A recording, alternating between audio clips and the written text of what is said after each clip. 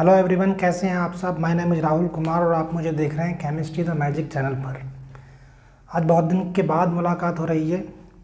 पिछले कुछ दिनों से तबीयत ख़राब चल रही थी, हेल्थ इशूज कुछ चल रहे थे जिसकी वजह से वीडियो अपलोड नहीं हो पा रही थी। अब जो है तबीयत ठीक है और अब रेगुलर वीडियो आपको रोज़ डेली मिलने वाली हैं।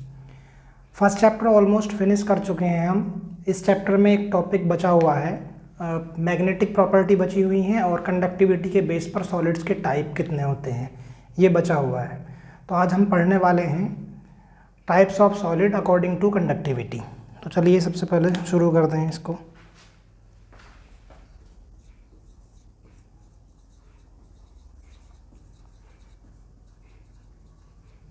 Types of solid according to conductivity.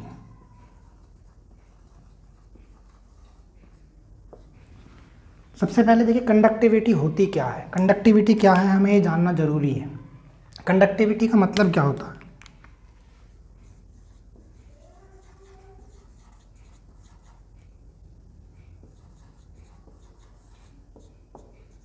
Conductivity का मतलब होता है ease of flow of current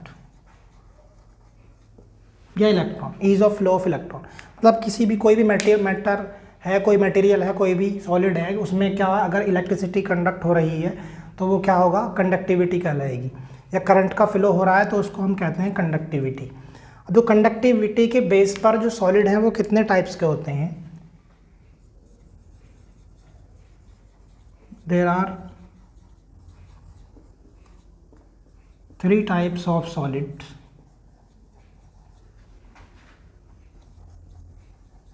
according to conductivity.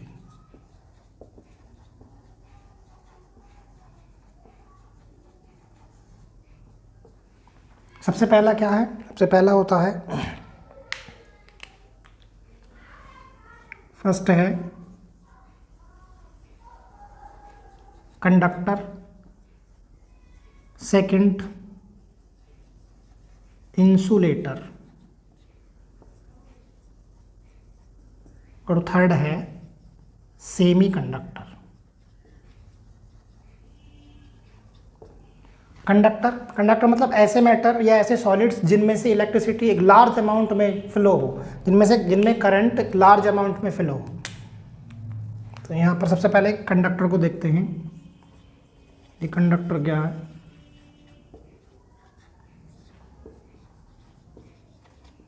The solids in which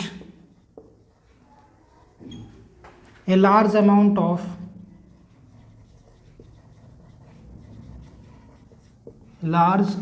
of electricity या current flow। ऐसे सॉलिड्स जिनमें से इलेक्ट्रिसिटी या करंट जो है लार्ज अमाउंट में फ्लो होती है उन्हें कहते हैं कंडक्टर। जैसे कि हमारे घर में जितने भी वायर्स होते हैं, अप्लायंस होते हैं लगे हुए, वो सब क्या कंडक्टर होते हैं। जैसे कॉपर है, आयरन है, सिल्वर है, एल्युमिनियम, ये सब क्या हैं, ये कंडक्टर्स होते हैं। ठीक है। इसके बाद है इंसुलेटर। इंसुलेटर क्या होता है,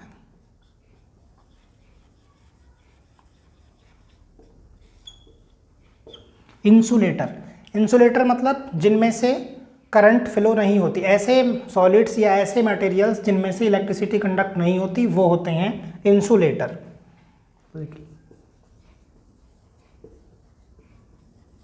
the solids those do not allow the flow of current. ऐसे सॉलिड्स या ऐसे मटेरियल्स जिनमें से इलेक्ट्रिसिटी या करंट जो है वो पास नहीं होती, वो होते हैं इंसुलेटर्स। जैसे हमारे पास क्या है एग्जाम्पल इसका, प्लास्टिक, रबर और क्या वुड, ये सब क्या हैं, ये इंसुलेटर के एग्जाम्पल्स हैं। ठीक है। इसके बाद है सेमीकंडक्टर मतलब वो ऐसे मटेरियल या ऐसे सॉलिड होते हैं जिनकी कंडक्टिविटी जो है वो कंडक्टर से कम होती है और इंसुलेटर से ज़्यादा होती है, मतलब कि इंटरमीडिएट कंडक्टिविटी होती है। तो चलिए लिखते हैं इसको।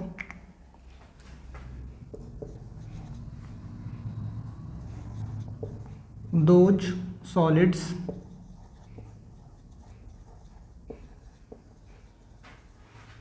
which have intermediate conductivity, intermediate conductivity, या हम इसको ऐसे भी लिख सकते हैं, conductivity of semi conductor, conductivity of semiconductor lie between conductor and insulator, conductor and insulator। इनकी जो कंडक्टिविटी होती है वो सेमी कंडक्टर और कंडक्टर के बीच इंसुलेटर और कंडक्टर के बीच लाई करती है। देखो सेमीकंडक्टर्स के एग्जाम्पल क्या हैं, जर्मेनियम और सिलिकॉन।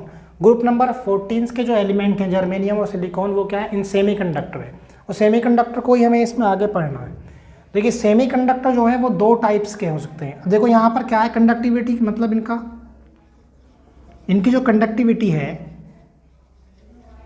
वो टेम्परेचर के साथ वेरी करता है। टेम्परेचर अगर हम इंक्रीज करेंगे तो कंडक्टिविटी इनकी इंक्रीज हो जाएगी, और 0 डिग्री सेंटीग्रेड टेम्परेचर पर इनकी जो कंडक्टिविटी है वो 0 होती है। यहाँ पर कहता हूँ मैं, conductivity increases with temperature increase या with increasing temperature, increasing temperature बढ़ाने पर इनकी जो कंडक्टिविटी है वो बढ़ जाती है। 0 डिग्री सेंटीग्रेड या 0 डिग्री सेंटीग्रेड पर इनकी जो कंडक्टिविटी है सेमीकंडक्टर की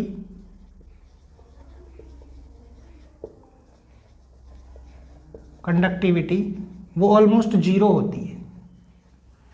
अब टेम्परेचर बढ़ाने के साथ साथ ये बढ़ती कैसे है, देखिए अगर हम बात करें यहाँ पर ये जो सेमीकंडक्टर सिलिकॉन का एग्जांपल ले लेते हैं। वो यहाँ पर सिलिकॉन कौन सी फैमिली से, ग्रुप नंबर 14 से होता है, और इसकी चारों वैलेंसी जो है वो कुछ इस तरह से एक नेटवर्क के जैसा, एक जाल के जैसा बना लेते हैं, ये आपस में इस तरह से जुड़े होते हैं।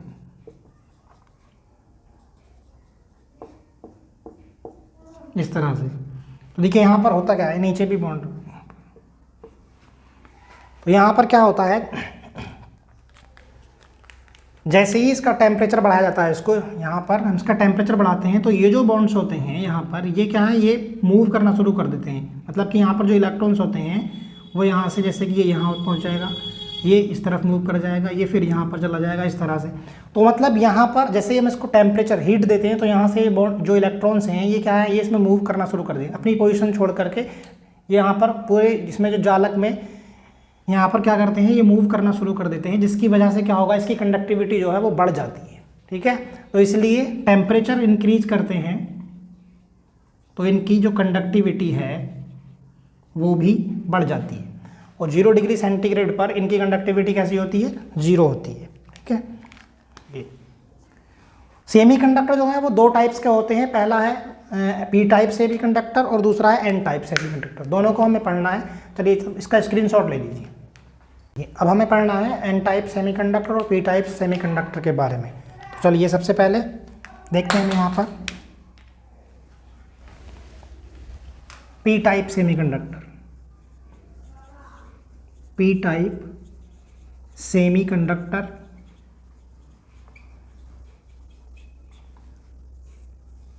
देखिए पी टाइप सेमीकंडक्टर कैसे बनाए जाते हैं।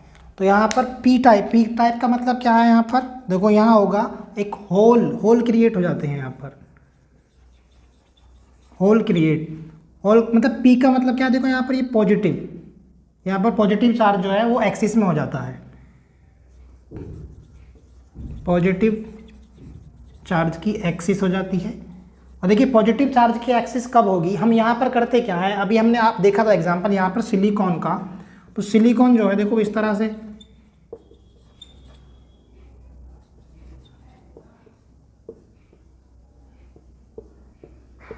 यहाँ पर इस तरह से होता है सिलिकॉन का ये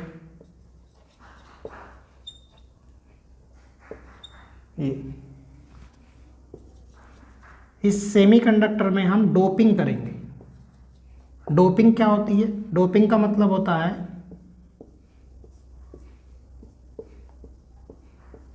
इम्प्योरिटी को ऐड करना।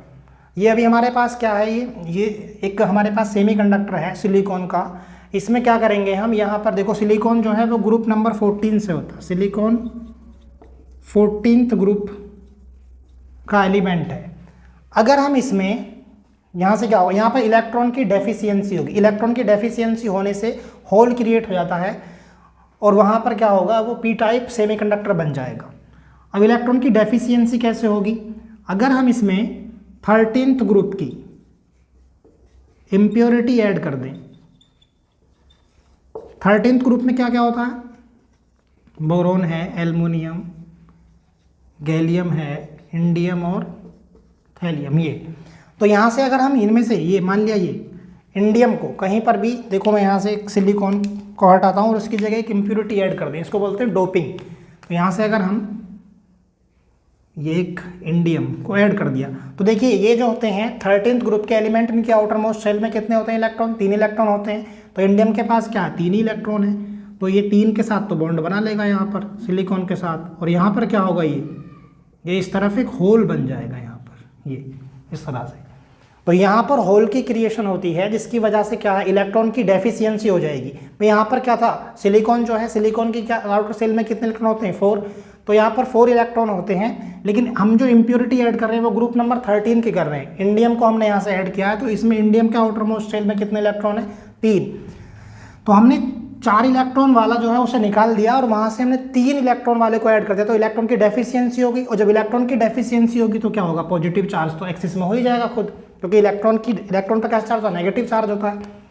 तो यहाँ से, और ये यहाँ पर भी कहीं भी कर सकते हैं इसको, मान लिया यहाँ भी हम करें तो यहाँ पर इंडियम के पास कितने, 3 ही इलेक्ट्रॉन है, वो 3 के साथ ही बॉन्ड बना सकता है, तो यहाँ पर भी होल क्रिएट हो जाएंगे।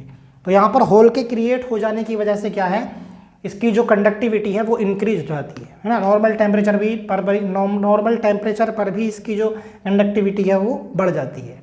ठीक है, तो ये है हमारा पी टाइप सेमीकंडक्टर। दूसरा है एन टाइप सेमीकंडक्टर। देखिए एन टाइप सेमीकंडक्टर में क्या है, एन टाइप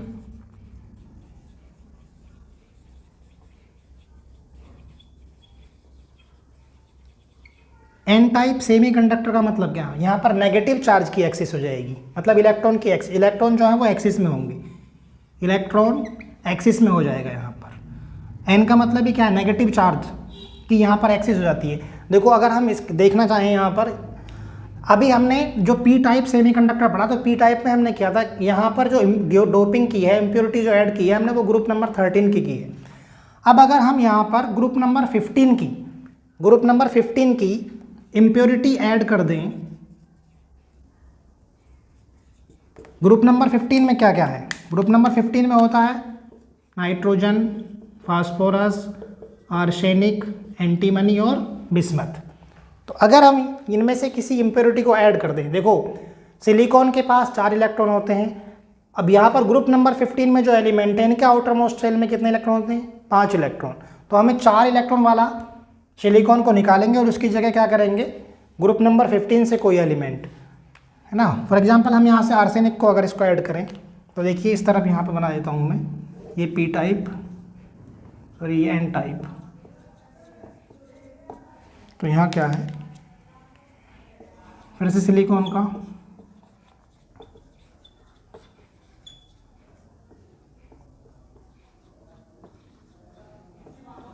ये इस तरह से,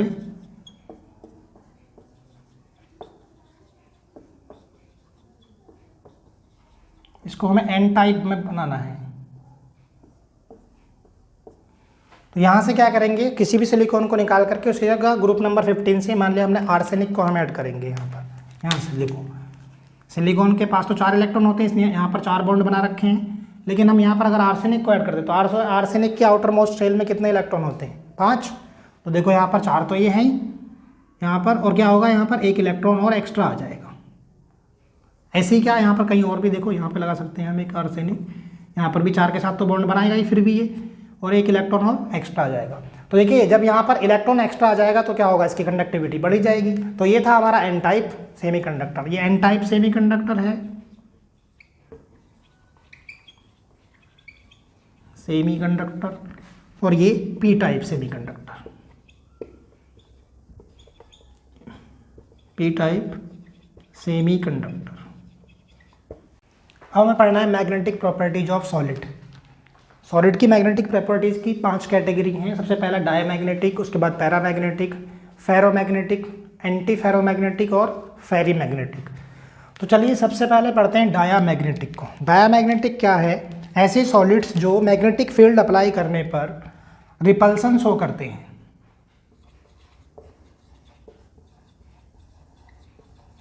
solids are weakly repelled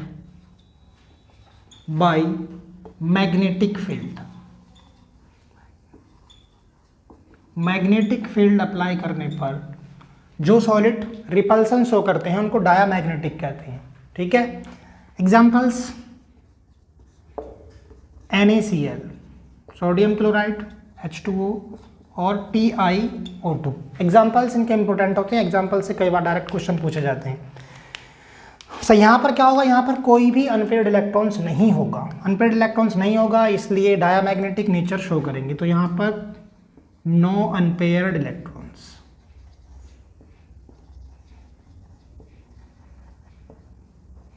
unpaired electrons नहीं होते हैं।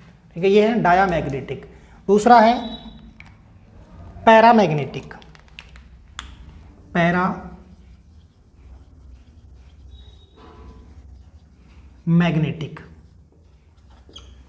ये सॉलिड्स क्या है, कोई भी मैग्नेटिक फील्ड अप्लाई करने पर ये अट्रैक्शन शो करते हैं। यहाँ पर solids are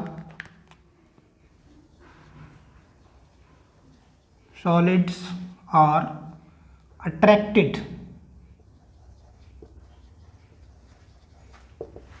by external magnetic field, external magnetic field। कोई भी मैग्नेटिक फील्ड अप्लाई करने पर जो सॉलिड अट्रैक्शन शो करते हैं वो क्या होते हैं, पैरामैग्नेटिक नेचर के होते हैं। एग्जाम्पल्स हैं इसके Cu double positive, Cr triple positive, ये किसके एग्जाम्पल्स हैं, और यहाँ पर एक TiO भी है। ठीक है, ये एग्जाम्पल्स बहुत इंपॉर्टेंट है। तो ऐसे सॉलिड्स जो मैग्नेटिक फील्ड अप्लाई करने पर अट्रैक्शन शो करते हैं उनको क्या कहते हैं, पैरामैग्नेटिक। और यहाँ पर क्या है, पैरामैग्नेटिक में अनपेयर्ड इलेक्ट्रॉन्स होंगे, कम से कम एक अनपेयर्ड इलेक्ट्रॉन्स तो जरूर होगा यहाँ पर, एटलीस्ट 1 अनपेयर्ड इलेक्ट्रॉन्स।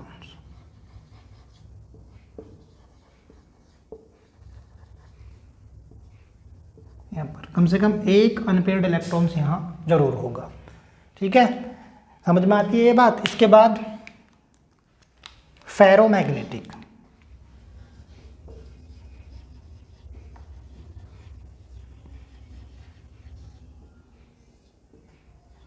फेरोमैग्नेटिक जो है, फेरोमैग्नेटिक क्या है, ये electric field magnetic field apply करने पर क्या होता है, ये स्ट्रांगली अट्रैक्शन शो करते हैं, बहुत स्ट्रांग अट्रैक्शन शो करते हैं। और ये अगर मैग्नेटिक फील्ड को हटा लिया जाए उसके बाद भी मैग्नेट के जैसे ही काम करते हैं। ये जो मेटल्स होती हैं ये परमानेंट मैग्नेट के जैसे काम करती हैं, अगर मैग्नेटिक फील्ड को हटा भी दिया जाए तो भी।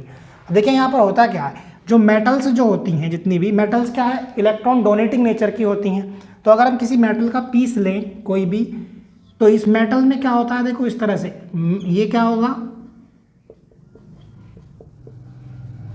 एन इलेक्ट्रॉन्स को लूज करके, मतलब इलेक्ट्रॉन्स को लूज करके क्या है, पॉजिटिव चार्ज बनाती है, पॉजिटिव आयन बनाती है यहाँ पर।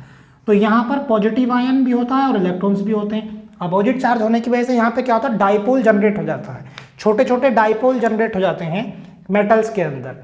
अब डाइपोल जनरेट होने की वजह से क्या है, वो अपने आप को एडजस्ट करने की कोशिश करते हैं। जैसे हम कोई यहाँ पर कोई भी एक्सटर्नल फोर्स अप्लाई कर दें तो क्या होगा, वो अपने आप को एडजस्ट करने की कोशिश करेंगे।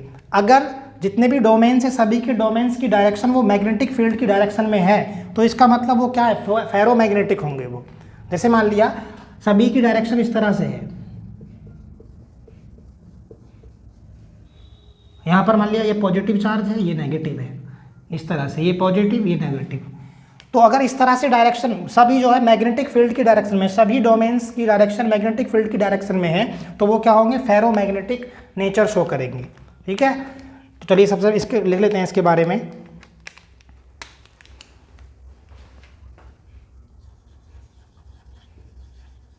Strongly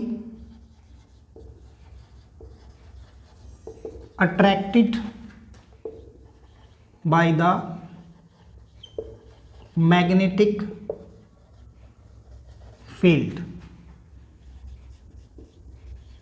All the domains get oriented in the direction of magnetic field.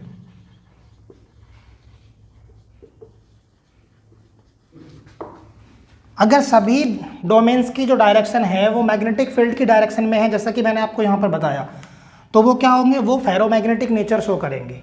ठीक है, देखो यहाँ पर क्या है, इनकी जो खास बात है वो ये है, आफ्टर रिमूवल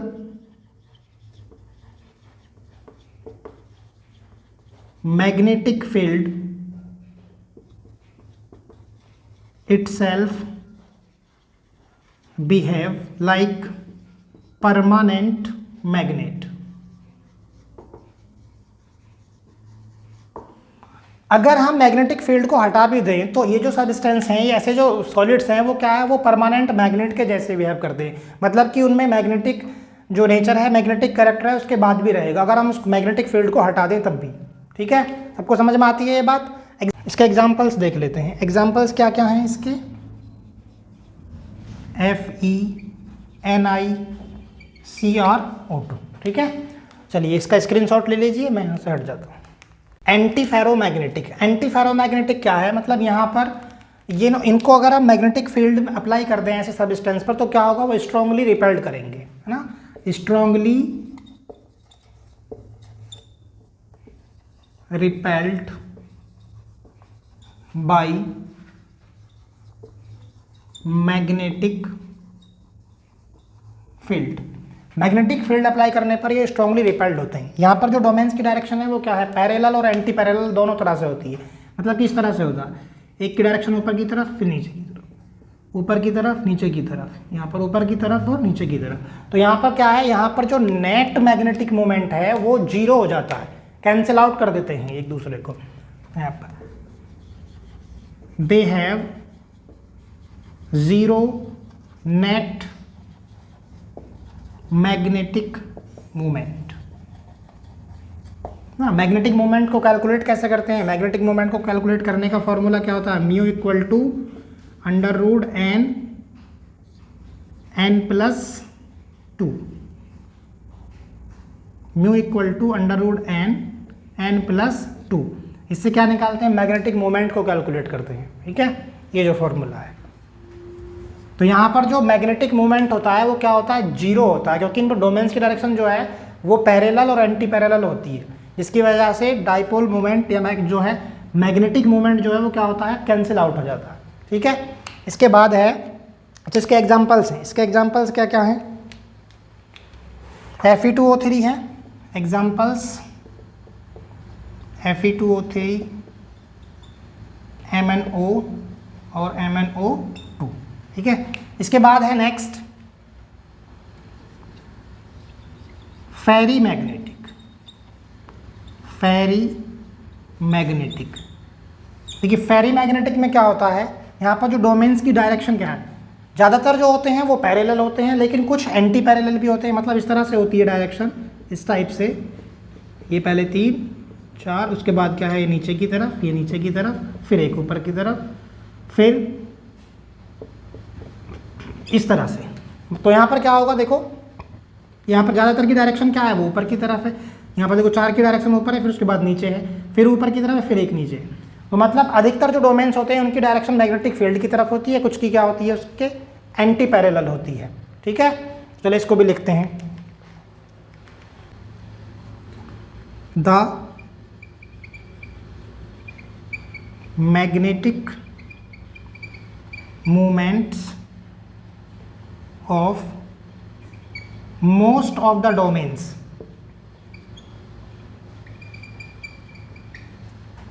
are parallel